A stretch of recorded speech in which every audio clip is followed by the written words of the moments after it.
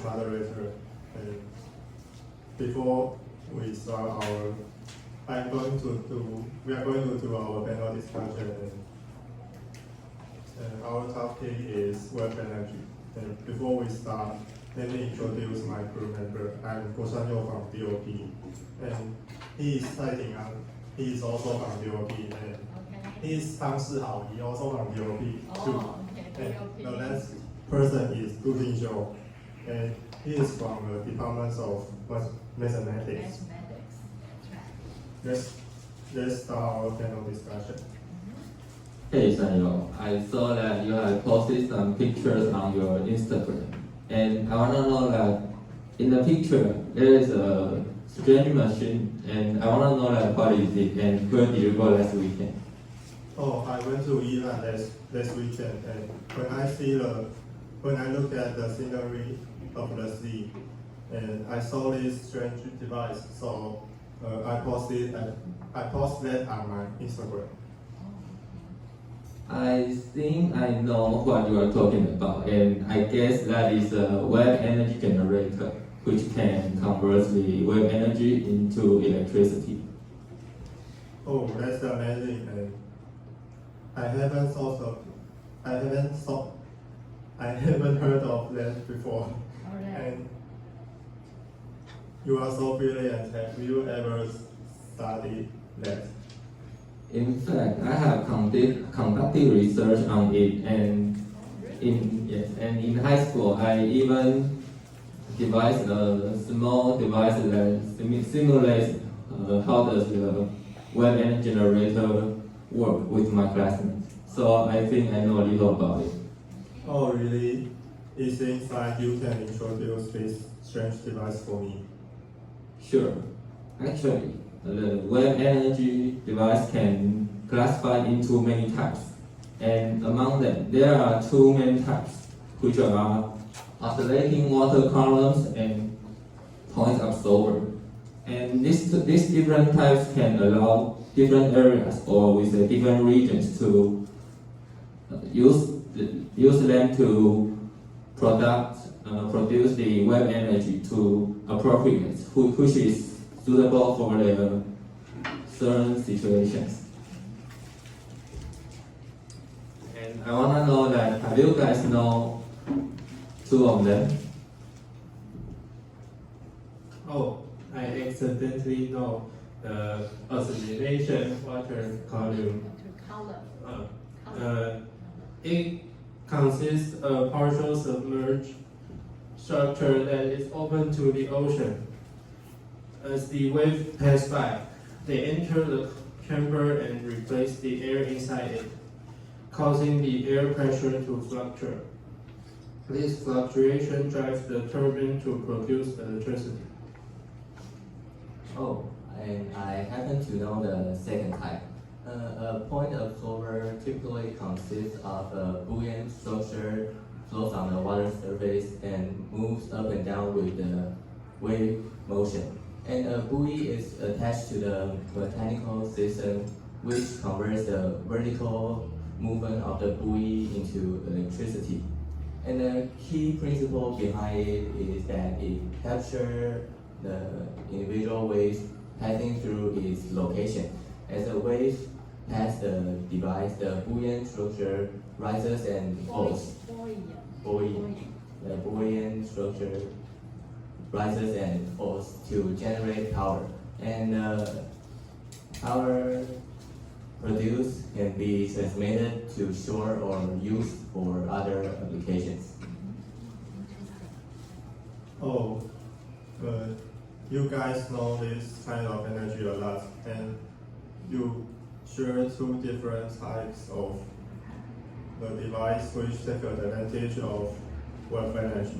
And Ting-An, you said that you had conduct research on wave energy. Can you share your opinion?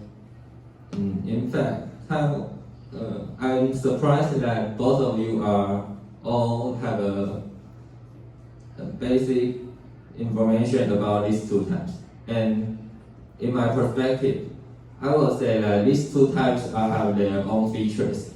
And in my opinion, the point absorber is much easier than the oscillating water column, since it just needs a simple structure that floats on the water, and when the structure went up and down, and just the device can transform the mechanical power into electricity.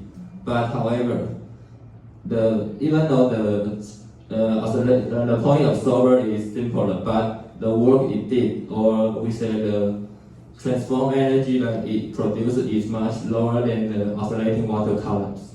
So I would say that these two types has their own features. Oh, it seems like that the wave energy has large potential to develop, and is able to build a lot in Taiwan. As you can see, Taiwan is a country which lacks electricity very much. In fact, Taiwan has long been recognized for its potential to develop wave energy, since that we are surrounded by ocean, or we are surrounded by sea. And however, even though that we are an island nation, but not all areas or not all regions can appropriate or are suitable for install a wave energy generator, since that not even the wave is the only factor that influences the wave energy. However, there are also another factors, such as the terrain under the sea, or sea wind, and even the sea currents will influence it. So I was saying that not all the areas in Taiwan can build it a lot. And by the way, I want to know that do you guys know that the other factor that influence wave energy to develop is that it is a kind of renewable energy? Oh, you can say that again. Alright. Wave energy is a clean energy source that produces minimal greenhouse gas during operation. It can help reducing the reliance on fossil fuel and can contribute to mitigating climate change and improving air quality. Moreover, wave energy device is designed to withstand harsh marine environment. With an expected lifespan of 20 to 25 years, it means the longevity ensures a stable energy resource once installed. Wow, Jingxiu, that's a great perspective. But I have another point of view. The installation of this device may have environmental impact, especially in the construction phase. It may disrupt marine ecosystems and ruin their habitats and harm marine life due to the underwater noise or the magnetic field. Oh, the wave energy still have problem of destroying ecosystems. However, in my opinion, if people keep developing the technology, the problem will be solved someday. I can agree with you more. I think that wave energy is a highly promising method of producing electricity, and I believe that in one day it will become an important of power generation tools. Therefore, I think what we should do now is to deepen our understanding about it and to amplify its advantage and to reduce its limitations, and in that way can we produce, or can we make the limitation of it to reduce the less percentage. And in fact, in another reason that influence the wave energy reduce is not much better or not much well is that it has a relatively low efficiency about the transformation in electricity. Exactly. The efficiency of wave energy generation is like other renewable energy, such as solar energy and wind energy and so on. And research has shown that the conversion efficiency of wave energy doesn't exceed 30%.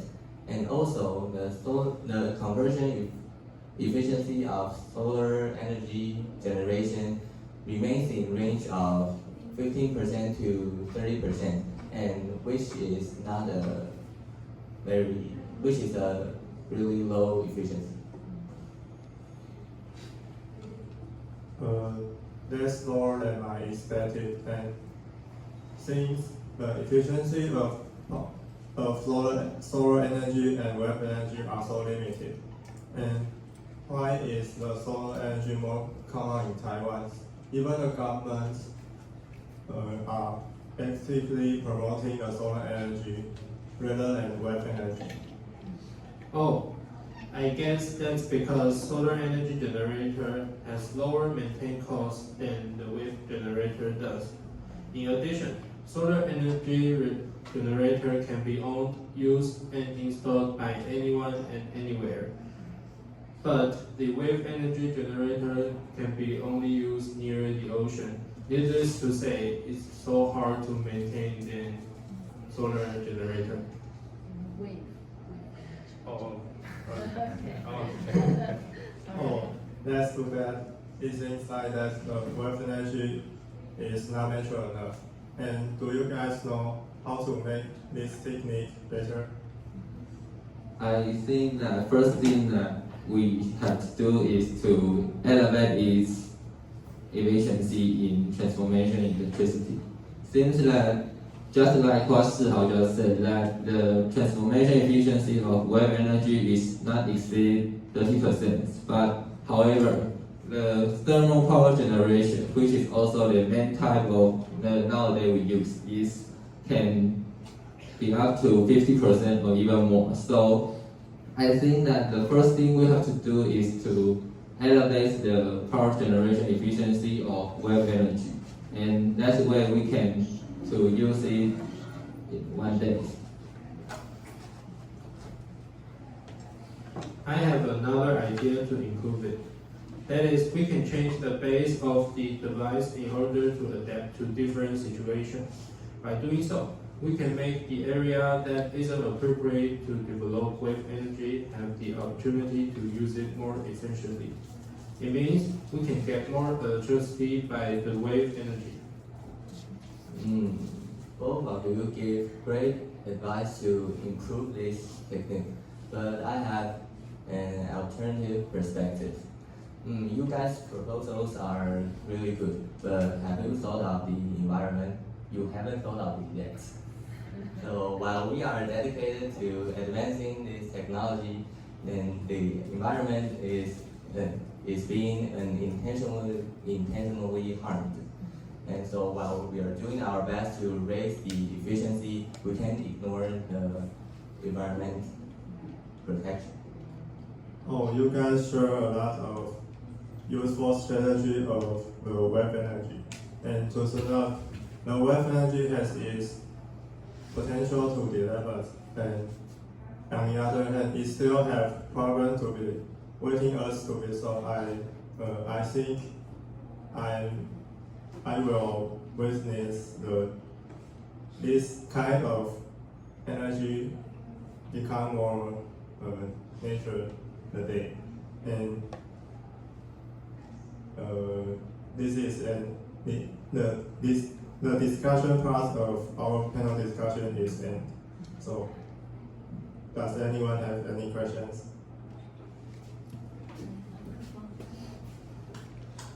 Thank you so much.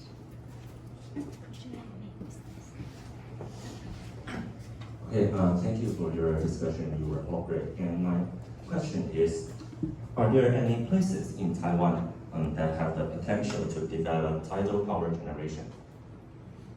Thanks for your question. And just like what I said, that Taiwan is not all the regions in Taiwan can install this device. But if you ask like where place is the most suitable for install this, I will say that in fact I will say that Taichung or even in the east side, we'll say the Hualien is the suitable place for installing. Since that, just like what I said, that there are many factors about to influence it, and in Taichung, their C1 and their C-wave is the most different, and so when the wave goes up and down, it's very suitable for installing the point absorber type. And in quality, the terrace that under the sea is the most suitable for this kind of machine. So I would say that these two types in Taiwan are the most suitable for installing it. Thank you. So this is based on your research? Yes. So you know that? Yes. Okay. So does anyone have any questions? And thanks for your answer. And I want to ask, what impact does tidal power have on the environment nowadays? Thanks for your question. And as I said, the installation of this device may have environmental impact, and especially in the construction phase, and it may ruin their habitats. It means that, for example, while we are placing this device, we may occupy some sea animals' habitats, and I think that some small fish may be stuck into the device. So I think this may cause an environmental impact.